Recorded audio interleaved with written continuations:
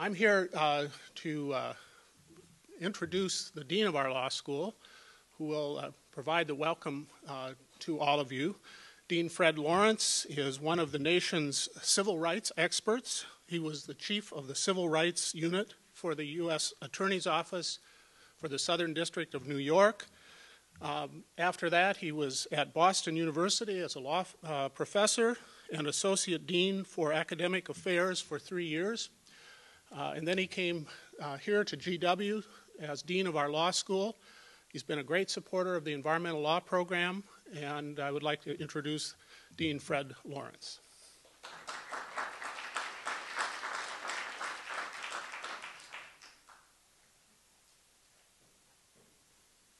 Good morning. We like to think of our environmental law program as being our youngest old program. The reason I say youngest old program, the program was founded almost 40 years ago, 1970, as part of a Ford Foundation grant in that year to a number of schools to create environmental law programs, which prior to that time really had not existed in that form. What we would now call environmental law was sort of tucked into different parts of the curriculum, into torts, into property, into land use, but not really understood as a separate area of the law. And my colleague Arnold Reitze was really the point person on that, and really was one of the, if I may, godfathers of environmental law, and really one of the giants of the field early on.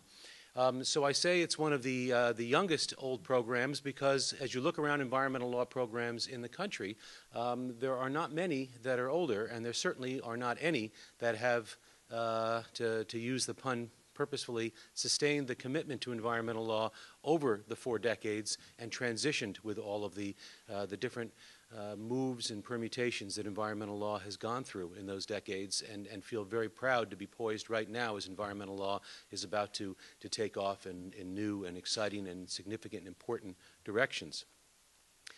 We're particularly proud to be co-sponsoring today's program with our partners at Troutman Sanders, and appreciate their support for making this program possible and this program happen.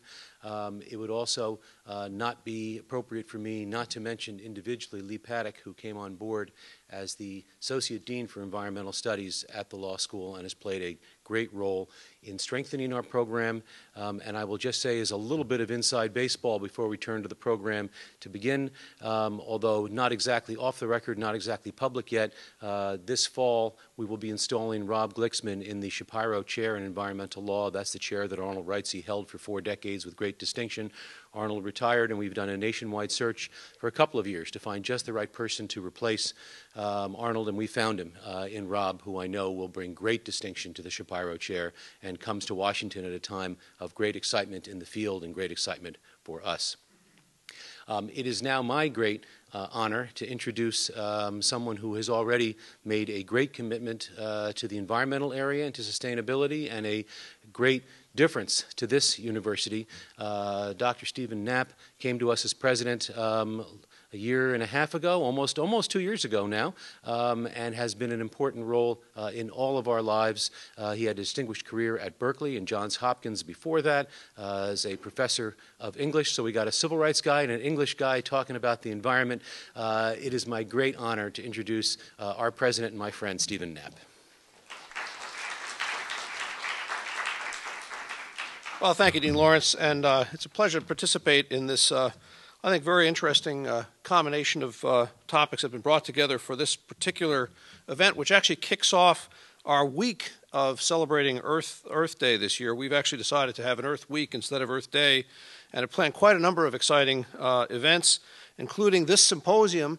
And this evening, as we were discussing backstage, we have the initial screening of on PBS at 8 o'clock this evening of an innovative combination of social media, web broadcasting, and TV broadcasting called Planet Forward, something designed by a member of our faculty, Frank Cesnu, who many of you may know as a CNN reporter, focusing on sustainability. That was actually screened 2 weeks ago here in this auditorium, and then will be broadcast this evening. And it's one of many things, along with a symposium, that we're doing to recognize Earth Day and to extend our discussion of the issues related to Earth Day across our campus in the coming week. I'd like to join Fred in thanking our sponsors for making possible this important symposium on ways of answering the challenge of climate change. This issue is both a national priority and a central focus of our efforts here at the George Washington University. One of the first actions I took as president when I joined in 2007 was to assemble a task force on sustainability. Actually, Lee Paddock was one of the faculty participating very crucially in that task force. In response to the task force's recommendation, we created an Office of Sustainability. We were also the first university in the District of Columbia to sign the American College and University President's Climate Commitment, which targets the reduction of greenhouse gases. And next week we'll release our greenhouse gas inventory, which is the foundational component of the university's plan to become a climate-neutral institution. We already have 2 residence halls under construction that we're targeting for at least for LEED silver status. In the case of one of them, it's just 1 point away from gold status, and we'll see if we can do that, but at least it'll be silver. And GW was the first university in the district to build a commitment to minimum LEED scores into our campus plan. We have a 20-year campus plan that has that commitment built into it. To encourage research into alternative sources of energy, we created the Institute for the Analysis of Solar Energy. Last summer, the Institute is directed by Ken Zwiebel, who will be addressing the symposium later today. I think he's speaking this afternoon. And these are only a few of the initiatives we've undertaken to weave sustainability into the fabric of our institution. Despite the progress we've made, we know there's a lot more to be done. Of course, we're not alone by any means among universities in having a strong interest in the issue of sustainability, but we do have some unique opportunities, given our location, given the strengths of our faculty and the passions of our students. We have some unique opportunities to bring together policy and technology in unique ways, and adding the component of law, as this symposium is doing, I think really is a promising interdisciplinary approach to this important challenge. Gatherings like this symposium, I think, are crucial to the overall effort of addressing climate change, and this past October, we, in collaboration with the District of Columbia, we convened a symposium exploring best practices specifically in urban sustainability, including issues like green buildings and public transportation initiatives. Today's event focuses on a number of topics: carbon capture storage technology, policy and legal considerations for industry, and personal transportation solutions. So we really are building a repertoire of I think, of expertise and kind of a network of people who are interested in partnering with our institution in addressing climate change. It's now my pleasure to introduce one of the experts we brought together for this important discussion. Graham Pugh, our keynote speaker, is Senior Policy Analyst at the Department of Energy. In that role, he leads both the Office of Policy and International Affairs and the Interagency Climate Change Technology Program in planning and coordinating federal actions to develop and commercialize new energy technologies. Previously, Mr. Pugh worked at the State Department's Office of Global Change and was a member of the U.S. delegation to meetings of the United Nations Framework Convention on Climate Change and the Intergovernmental Panel on Climate Change. His private sector work at Intel Corporation focused on new technology development and international technology cooperation. Mr. Pugh holds a BA in physics and a master's in engineering, in electrical engineering. Both of those are from Cornell University, and he also served as a Peace Corps volunteer in Kenya. Please join me in welcoming Graham Pugh.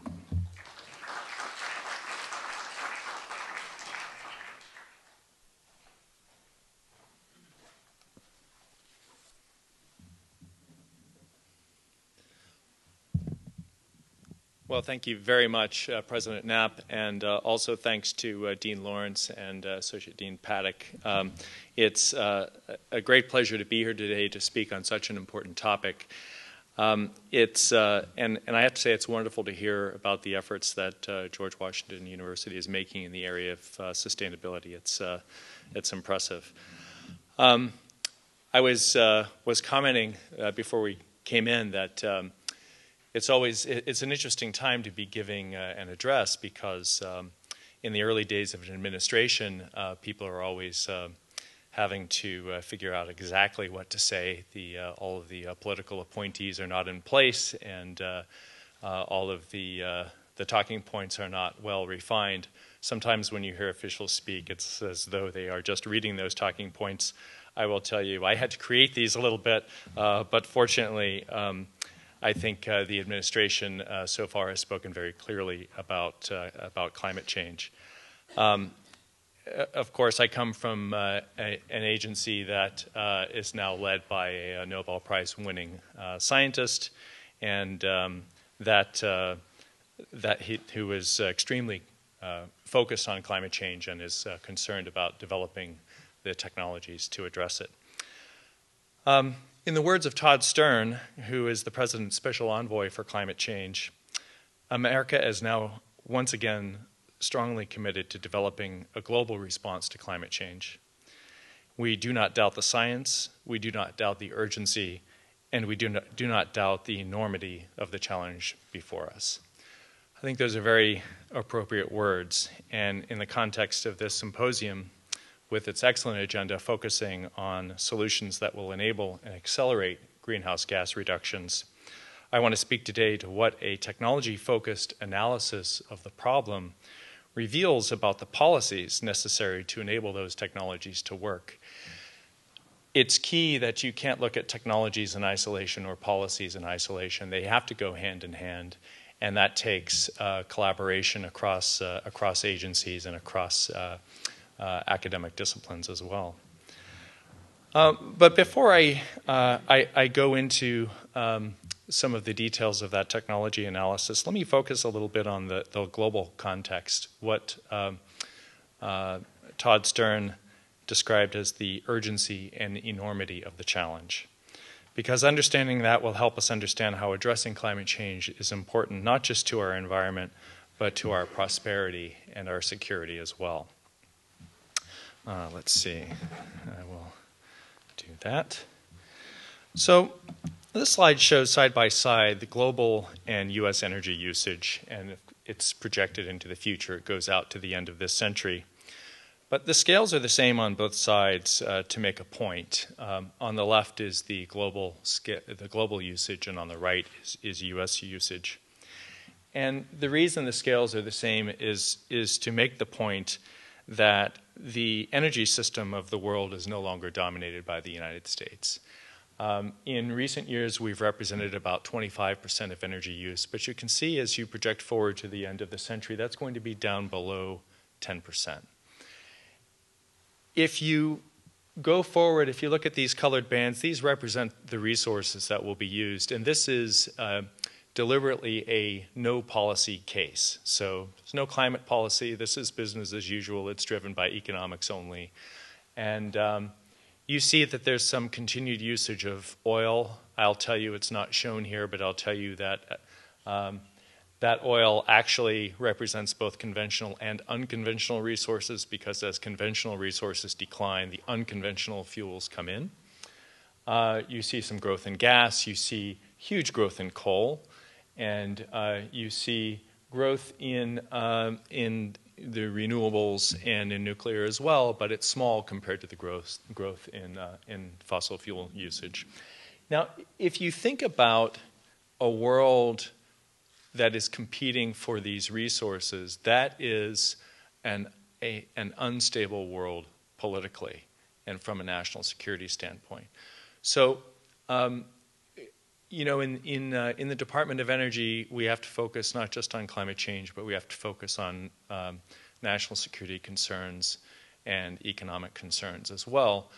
I would argue that looking at this gives you insight into all three of those problems. There's an economic concern, a national security concern, and a climate concern embodied in this one slide.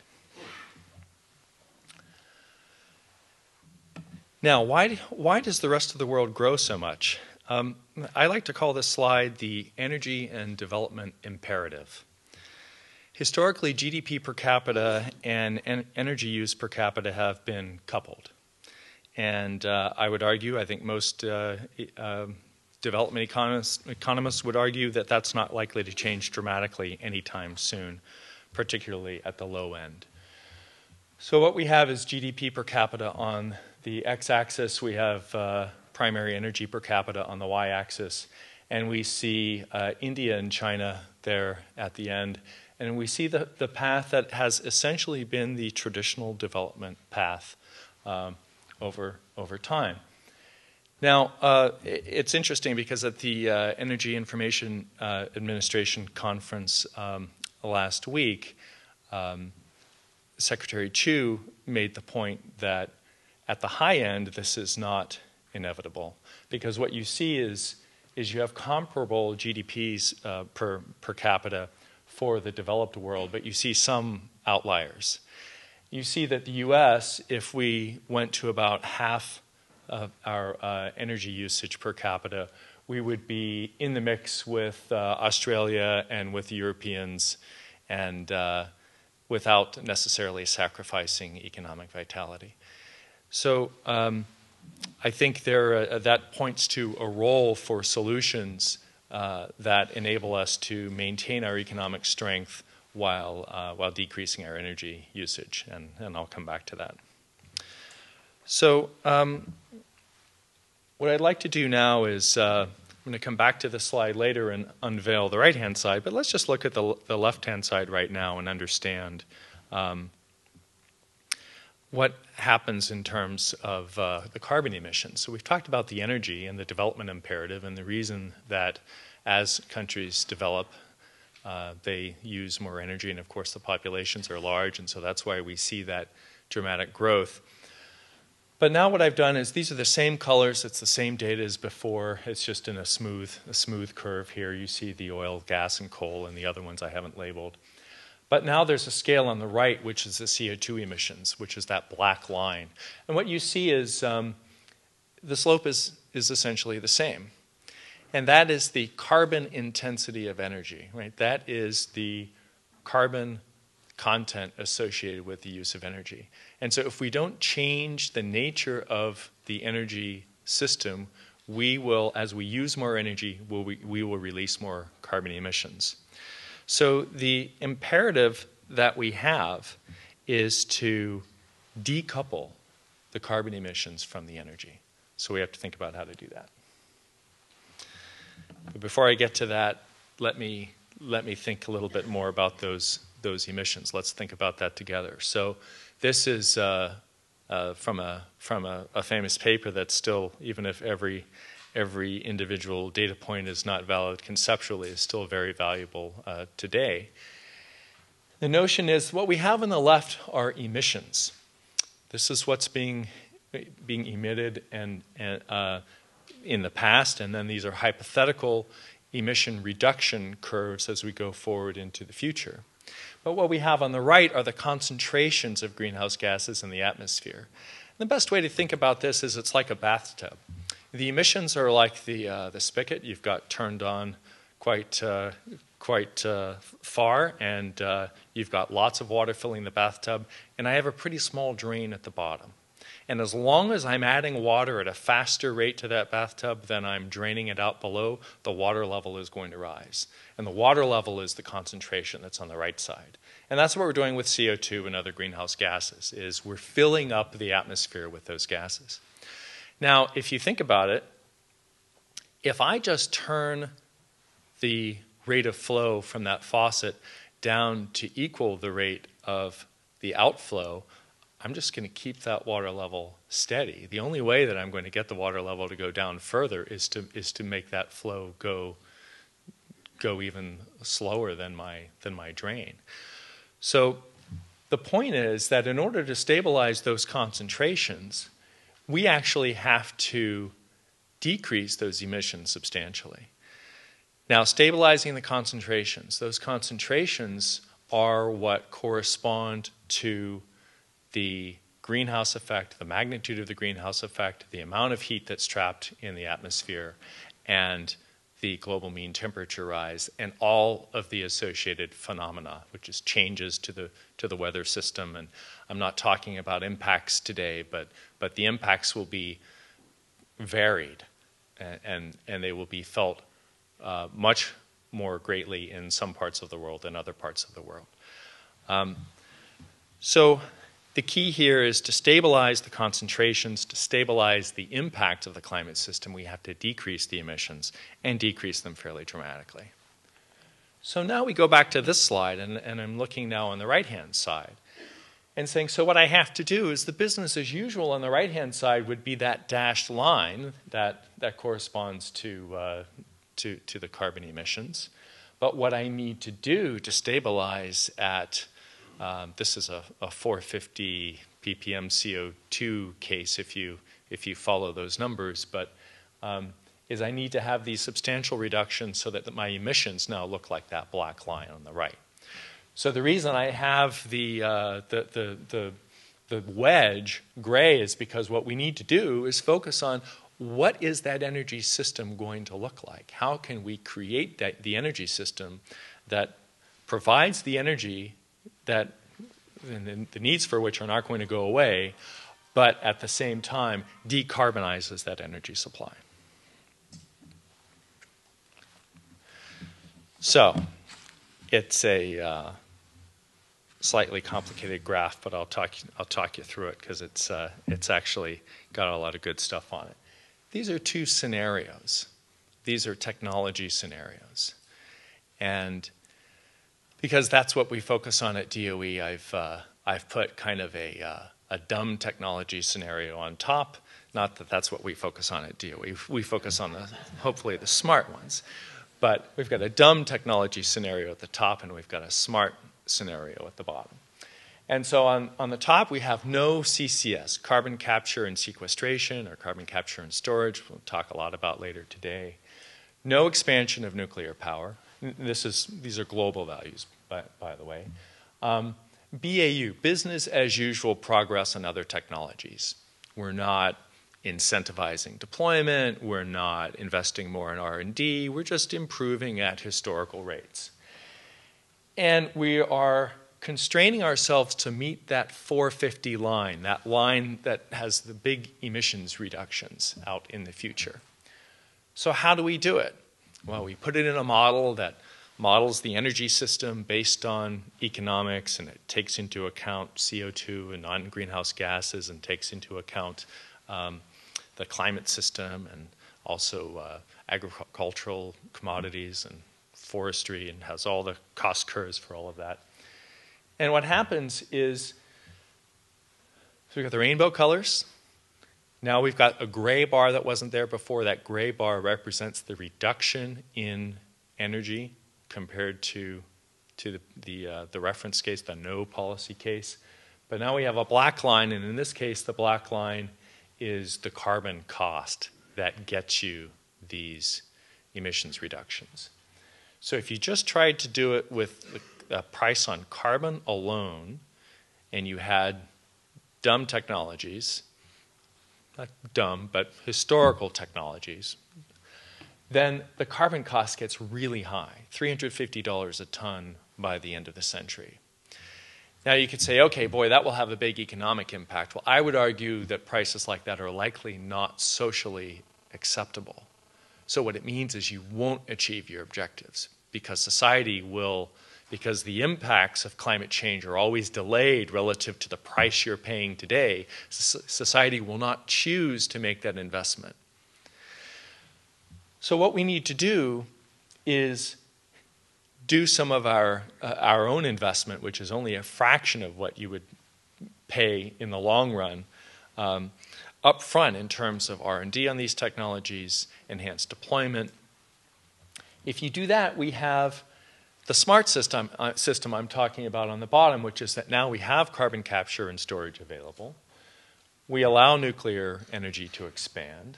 We have accelerated progress in other technologies, so we've got some storage that enables enhanced renewables on the grid.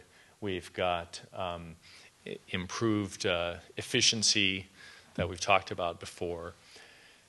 And what you have here, by the way, I should also point out, one way to get that efficiency, there's conservation and there's efficiency, right? Conservation is I use less energy, maybe because it's really expensive. And efficiency is I use the energy I have more effectively, right? So what's happening on the bottom is most of that gray bar is actually coming from improved efficiency. I'm actually getting the services that I want, but I'm just doing it with a more efficient use of energy. But the point is, when I have this kind of system, the price is much lower. Now, I'm realistic enough to know that we're not going to get exactly this system. But this is thinking in terms of our financial system. This is the hedged portfolio. Nobody wants to bet on a single stock, especially now. You want to have a hedged portfolio. You want to have some that you think are sure winners. You want to have some that are more speculative, because we don't know what's going to work, either for technical or social acceptability reasons.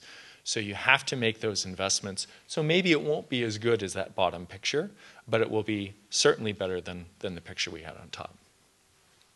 If you get that ideal world, here's a case. And you know, I mean, if I had to do something to make every element of the energy side of the Department of Energy happy, I would have made up this curve without any data behind it. I would have said, well, you get some efficiency, and you get some renewables, and you get some nuclear, and you get some coal, and everybody's happy. But really, that's how the model comes out, based on assumptions that were not cooked up front to get this answer. So that's the hedged portfolio.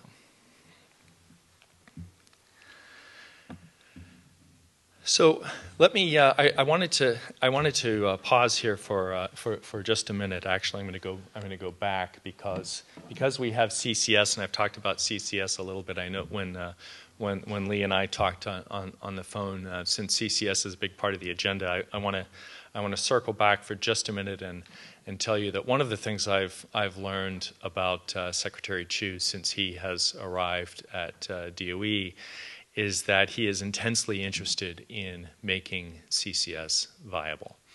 I think he, like many people who have studied the climate problem, has come to realize that the existing investment around the world in coal-fired power plants and the continuing investment in those plants, and I'm not talking about the politics of building coal-fired plants in the US, although that's a real issue. I'm talking about the huge growth in coal-fired demand in China, in India, and other parts of the world. That represents a commitment to continued carbon emissions that is very problematic, no matter what we do from here forward. And so I think many people who have looked at this feel that it is essential that we develop carbon capture and storage. And I have heard the Secretary say that he is committed to doing that, and he's committed to international cooperation to achieve that objective. And not just forums for discussion, but he wants in-kind cooperative ventures of the type that you could point to the Russians and the space station. You could point to CERN, the particle accelerator in Europe. These collaborative actions where people bring real money to the table. So it's going to be pretty interesting to see how that unfolds in the future. Okay. Now let me just point out, to get to, I called this thing in the beginning the three-legged stool, and I realized when I wrote the talk that we had a lot of talk about technology, but you learn about the other legs of that stool, and I'm just about to get there. Let's look at transportation. This is the transportation fuel mix in that all-in scenario when everything is going well in terms of our of the technology characteristics. But what you see is that oil is still a part of the system, even when we have hydrogen vehicles, electric vehicles, we've got some investment in biofuels, we've got more efficient vehicles, which is why you get that energy reduction. Oil is still not out of the system. And there's a pretty clear reason for this, and it makes the point that price is not the only thing that matters. It turns out that $50 a ton of CO2 is a pretty strong price signal in the electric power sector. That would motivate changes in behavior. But $50 a ton is about 50 cents a gallon for gasoline. Compared to the price variation we see of oil as a global commodity, that's small. And we have evidence now, right? About $4 a gallon is where people's behavior started to change. 50 cents isn't going to do it. So what happens is if you just rely on price, what you do is essentially force all the change to come from the electric power sector, and you don't do anything about transportation. Now, transportation, again, back to, I mean, we're focused on climate, but there are a lot of good reasons not to be so reliant on that oil. So the point is that a carbon price is necessary but not sufficient to drive emissions reductions in all sectors of the economy. And so that's the second major theme, which is the need for complementary policies. So complementary policies address barriers that prevent prices from achieving their desired goals. And those barriers often take the forms of misplaced incentives. So what are some examples of that? One of the most famous ones is the principal agent or landlord-tenant problem. Your landlord buys the cheapest, least efficient appliances available because he only pays the upfront cost. And who pays the monthly cost? You, the tenant. And so neither one of you has an incentive to invest in the more efficient technology. And so you have to keep in mind also, so there's a structural problem, but there are also behavioral problems at work, because even when people do make their own purchasing decisions, they often tend to make them based on lower upfront costs rather than net costs. So you go to the car dealer, he offers you a $500 incentive to buy the car that has significantly less fuel economy. The payback time is probably a year or two, but that $500 now sounds so good, you decide to buy the worst performing car. So we have lots of things that cause problems like that. And the policy remedy that has often been used to address problems like that are regulations or standards. So I'll show you a famous plot that's about refrigerators. And Secretary Pugh has shown this recently. So we were going merrily along with the red line, which shows refrigerator size over time from 1947, increasing pretty much continuously. It leveled out recently, and I'm told the reason is that it finally got wide enough it couldn't fit through the door anymore. So I mean, we reached the max size unless you're going to deconstruct your kitchen, right? So there's a natural law there. But the energy use, the blue line, was also going merrily along until finally California implemented energy standards, appliance standards for refrigerators in 78, in 80, in 87, and then federal standards came along, and multiple federal standards, and now we're back to the energy use for the refrigerator that is the same, even though the size has gone up something like 2.5 times since then. You just have to care about it. I mean, you have to focus on it. You have to manufacture for it. Now, you might say, well, fridges, I mean, they must have really gotten more expensive as a result. Well, there's the price. So, you know, I worked for Intel, right? You design products to achieve certain objectives. And, you know, I mean, the classic example in processors is people used to talk about speed. Nobody talks about speed much anymore. The reason is that they got really hot and you couldn't cool things enough. So they changed the metric, and now they talk about dual core and quad and wireless. And so you design for certain performance characteristics. If you don't care about energy, you're not going to design for it. But if you're told that you have to care about energy, you will design for it. And so there's a role for standards like this. I don't have the plot here, but I've seen the data that shows that refrigerator appliance standards alone accounts for about 40 gigawatts of nuclear capacity in the U.S. So this is really substantial. Okay. I'm going to come back to that. This is my last slide, but let me talk about other complementary policies. So we talked about making a poor choice on the car lot because of the $500 off. Well, CAFE standards are the classic way you get around that, right? There are minimum standards that the auto manufacturers have to meet.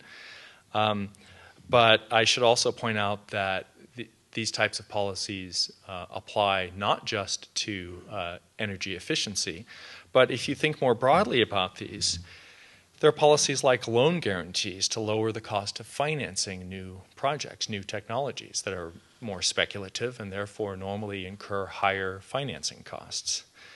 There are codes and standards development to help rationalize fragmented markets. Now, let's see what fragmented market comes to mind. How about electricity? Governed in a patchwork nationwide so that nobody can say, let's have smart grid technology, let's make it happen tomorrow. There's no one coordinating body for the grid. So how are we going to do it? And everybody's making smart meters. Well, what's a smart meter? I don't know, because there aren't standards. So it's not just about setting efficiency standards. So the role of policy is very important. Finally, let me turn to the last point I want to make, which is about sectoral approaches. And I've borrowed this slide from a great report that was done jointly from the Peterson Institute and WRI. One of the things that you will hear about in climate policy is jobs. You'll hear about industries that are particularly affected.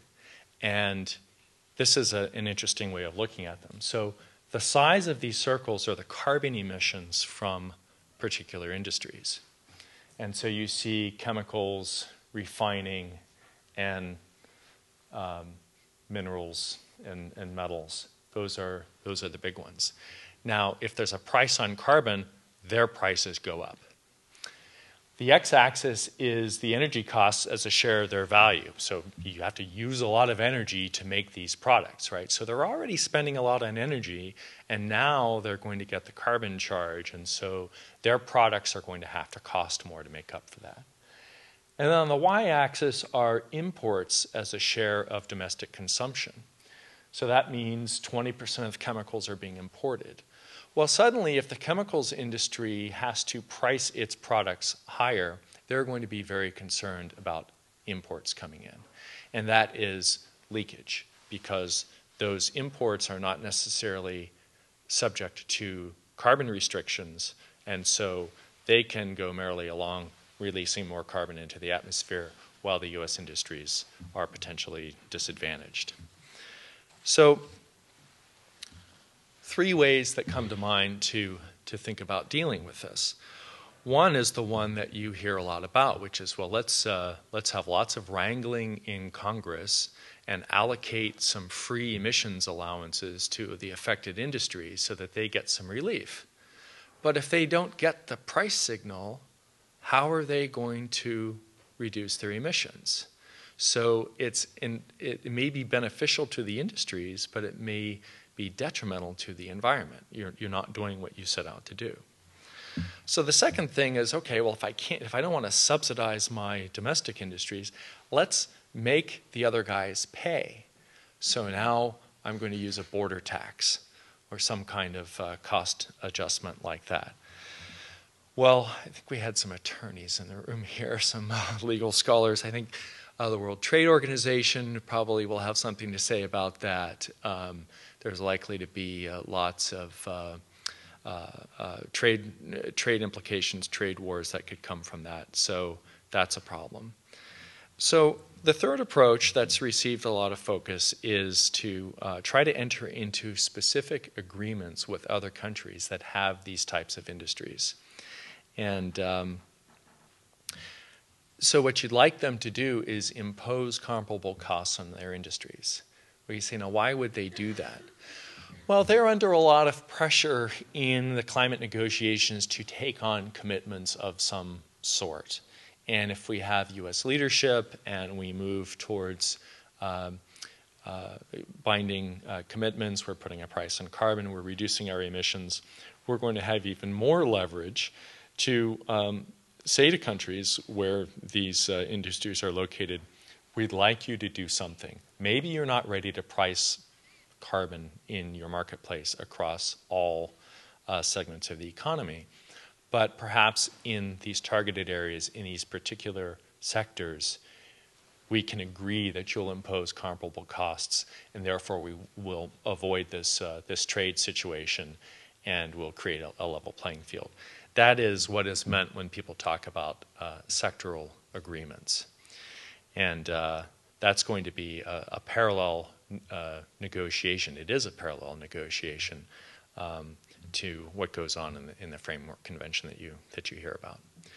So let me close by summarizing. Three main points.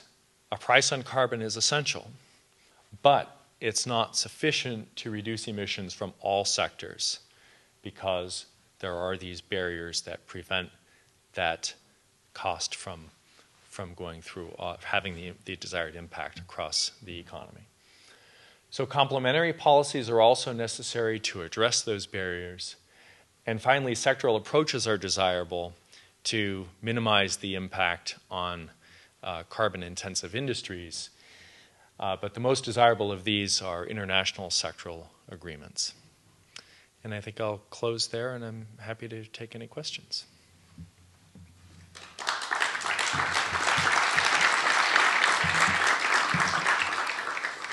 Ken, I saw your hand go up.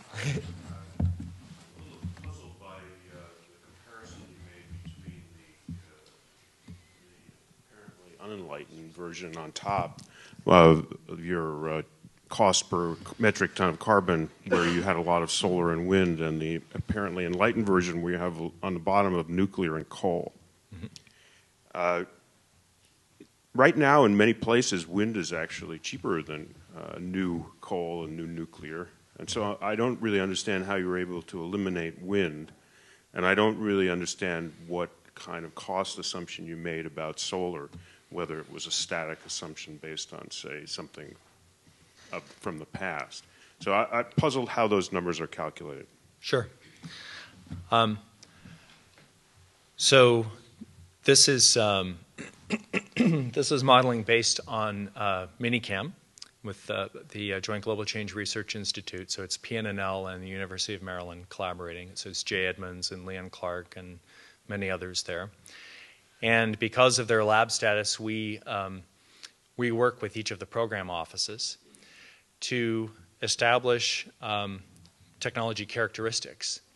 And those characteristics are usually more conservative than any individual program office would give us, because we have a building full of people who think that their technology will solve the problem all on its own. And so what we try to do is be honest brokers in the mix. Now, they would be the first to tell you, and I would be the first to tell you, that there's tremendous uncertainty in this. If there is a storage breakthrough, renewables will be a much bigger play than they are right now. But right now, in this model and these assumptions for renewables, at 20% penetration for electricity generation, you need one-to-one backup. And so that limits it. Now, if that proves not to be true, if we get a smart grid, if we get transmission, there are lots of things, but those costs have to be borne by someone. So there are restraints. So this isn't destiny, but this is given what we know today with no great breakthroughs, because we can't predict where those will be. Okay, but on the other hand, you're also predicting substantive progress in carbon sequestration. In other words, costs that are perhaps attractive. And when you do carbon sequestration in nuclear, you're going to probably have transmission as well, given the way these are going to be sited. I know that there's models that suggest you can get to 20% or more of solar and wind with current backup and transmission and smart grid. So I guess I'm a little bit more hopeful there might be even more enlightened figures in the future. Yeah, and this is the classic debate, and believe me, we have it on a regular basis inside the department, and I have the debate with people who don't think renewables will do that well or efficiency will do that well. There are people on all sides of this. We're not trying to pick winners, and believe me, one message that we use internally is fund the R&D to make it even better than what happens here, and do it across the board. And I would make a point. if you don't displace the existing carbon emissions that are built into the system from China right now, you have no hope of being anywhere close to 450 ppm. And that's why Pugh and WRI and NRDC are all advocating CCS. It's not the future some of us would like to see, ideally, but I think many people have come to the conclusion that it's a future we have to have if we focus on the carbon. It's perhaps not as focused on the sustainability as I would like it, for sure. But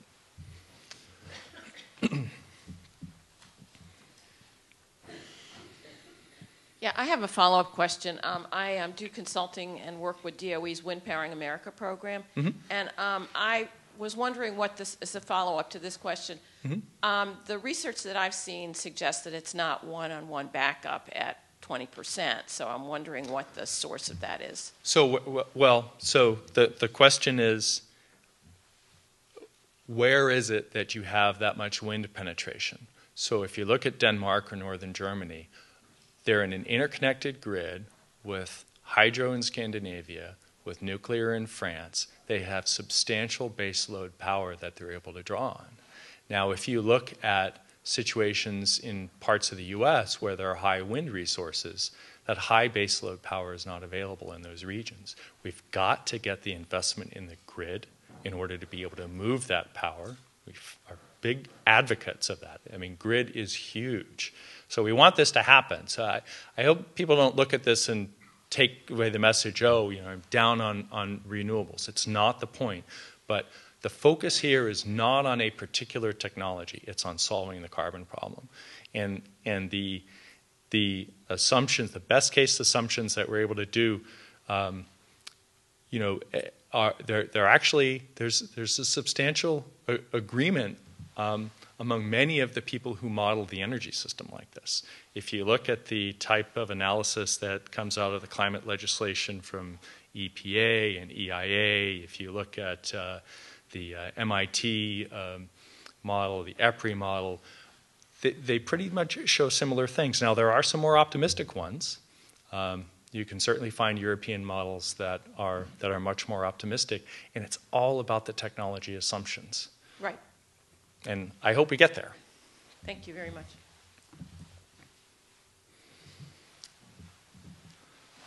I'm from MBA here and the president of Net Impact, and I'd like to know, I know the decision will ultimately be political, but from the view of the Department of Energy, what would be the right price signal for the cost per tons of CO2 that would make the changes in the energy field to move us towards the 450 parts per million? And what price would that translate into the electricity market for consumers? Well, you haven't put me on the spot at all. So I think that you know, people talk about the price necessary to motivate investment in CCS, and it will certainly motivate investment in a lot of other technologies as well. And I won't say that this is necessarily a price that will get you 450 ppm, because that's a tough goal. But I would think that something in the $50 or $60 a ton range, fairly early on, 2025, helps to get you there. Now, keep in mind that if you look at climate legislation, there are incentives and policies. So, you know, you're looking at renewable electricity standards, which ramp up renewables. You're looking at there are early adopter incentives. You know, and there was legislation last year, $90 a ton for the first 3 gigawatts of CCS installed. I mean, so it's not that $50 value I'm putting out there is sort of really makes the business case for the first N plants, but with other sorts of subsidies may get you there steady state. But remember, the key thing is that it goes up greater than the rate of economic growth. It can't just go to 50 and stay. It's got to go and it's got to ramp. Any others?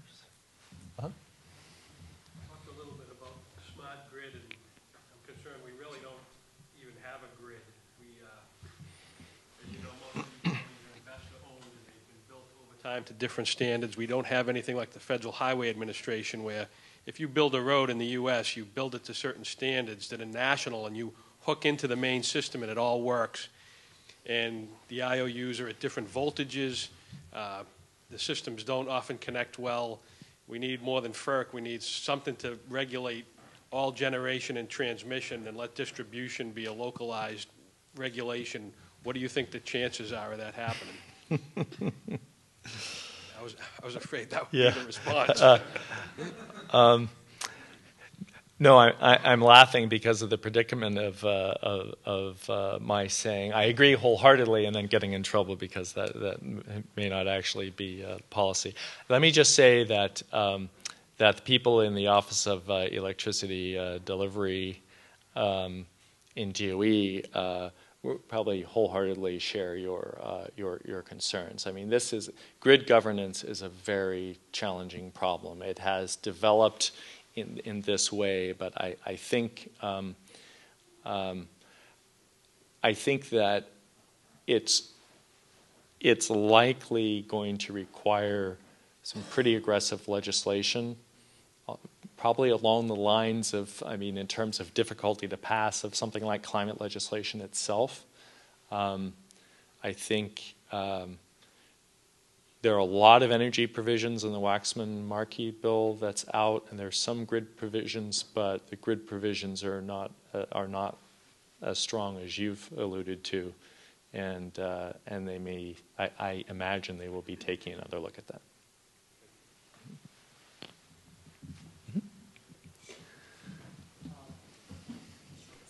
Yeah, thanks. Steve Charnovitz, George Washington University Law School. I wanted to ask you about the third bullet point there, about sectoral approaches. Could you elaborate on why they are desirable?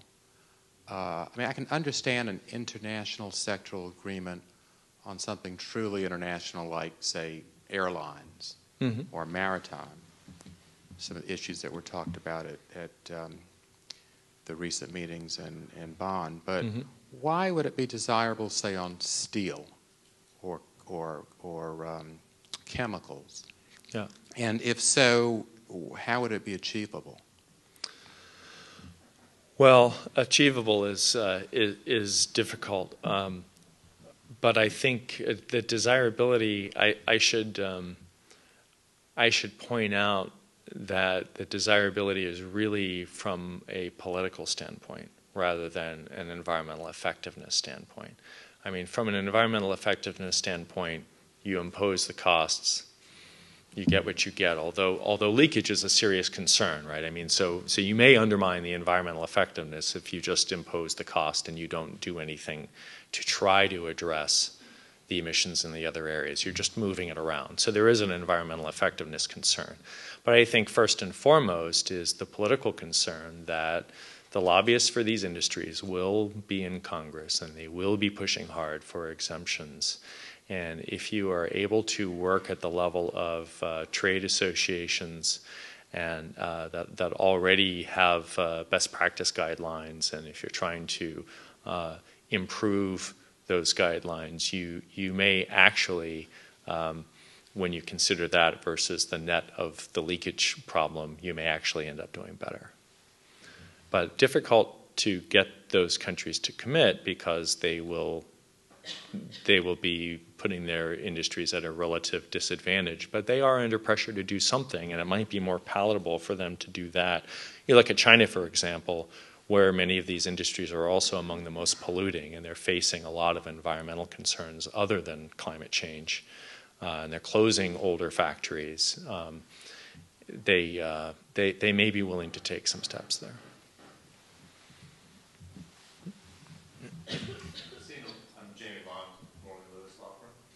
A lot of discussion in the last year or so about feed-in tariffs being one of the possible complementary policies where you incentivize individual homeowners or businesses to install wind or solar. Is that something that you see as a positive complementary policy, and do you think it could be as successful here as it has been in some parts of Europe? So I think it's positive insofar as it's rational.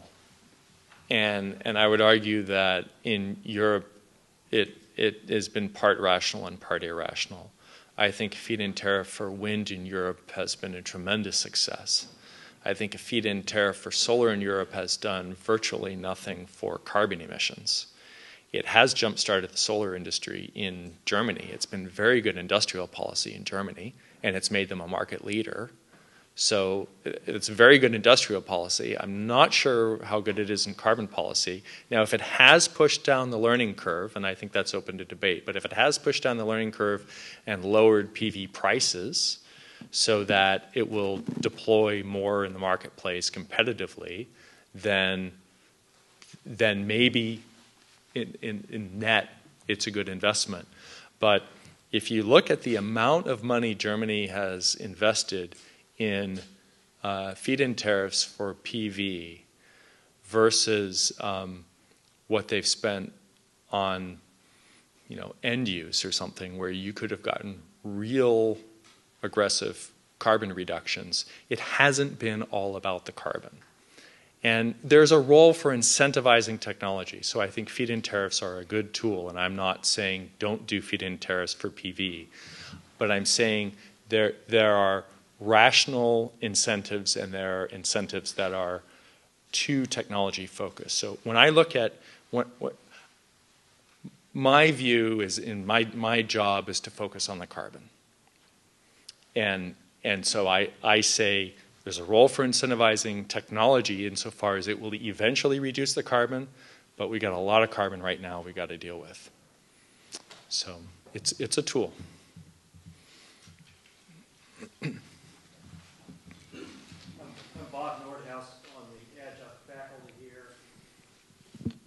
And practicing at Van S. Feldman here in Washington. Quick question. What do you see as DOE's role in key energy policy and climate decisions, particularly those involving other agencies? Fuel economy standards, emission standards for greenhouse gases, renewable fuel policy. Could you give us your perspective on that? It's a little bit early. I will tell you we weigh in on all of those things. Certainly if you, these things all go for interagency review, and we look at them, we have opinions on them. I would say that opinions are divided among career people depending on their perspective, whether they're more in the climate camp or the energy security camp. If you're looking at, say, a low carbon fuel standard, for example, do you or do you not design it to eliminate imports from the Canadian oil sands? That's a tough question, and people come down on both sides of that question.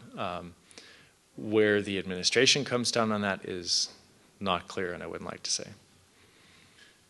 So.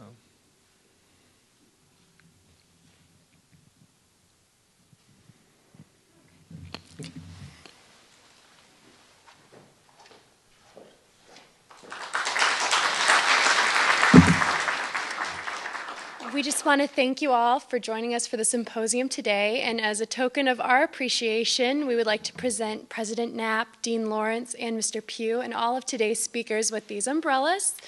They're made of recycled plastic bottles and sustainably grown bamboo, and they have our GW logo as well as our URL, sustainability.gwu.edu. So thank you very much. Looks like you'll be needing them today.